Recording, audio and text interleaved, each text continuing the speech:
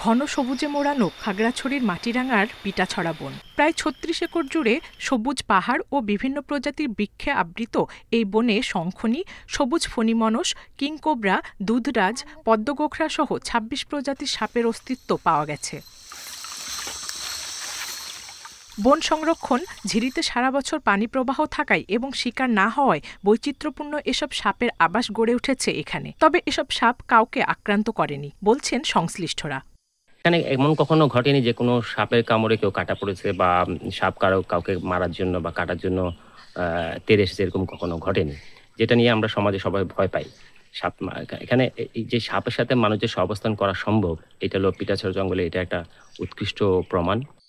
পিটাছড়ায় ২৬ প্রজাতির সাপের অস্তিত্বকে ইতিবাচক বলে মনে করছেন সংশ্লিষ্টরা। প্রকৃতির গুরুত্বপূর্ণ অংশ সাপ নিধন রোধে পদক্ষেপ নেওয়ার দাবি তাদের। পিঠাছড়াতে প্রায় ২৬ প্রজাতির সাপের সন্ধান পাওয়া যায়। এটা আসলে আমাদের জন্য খুবই ইতিবাচক একটা দিক। এটা প্রমাণ করে যে সঠিকভাবে প্রকৃতির সংরক্ষণ করা গেলে জীববৈচিত্র্য আবার পুনরায় ফিরিয়ে আনা সম্ভব।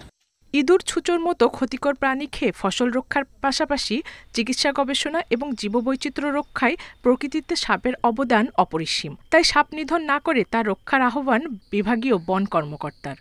কেউ যদি বন্যপ্রাণী অর্থাৎ যদি এই সাপকে মারার জন্য উদ্যত হয় বা মারে বা পাচার করে, বন বিভাগ বন্যপ্রাণী সংরক্ষণ আইনে তাদের বিরুদ্ধে আইনগত ব্যবস্থা গ্রহণ করবে। ২০১২ সালের বন্যপ্রাণী সংরক্ষণ ও নিরাপত্তা আইনে প্রায় সব সাপের প্রজাতি সংরক্ষিত। তাই সাপ হত্যা বা পাচার করলে সর্বোচ্চ ১২ বছরের কারাদণ্ড ও ১৫ লাখ টাকা পর্যন্ত জরিমানার বিধান রয়েছে। Independent news.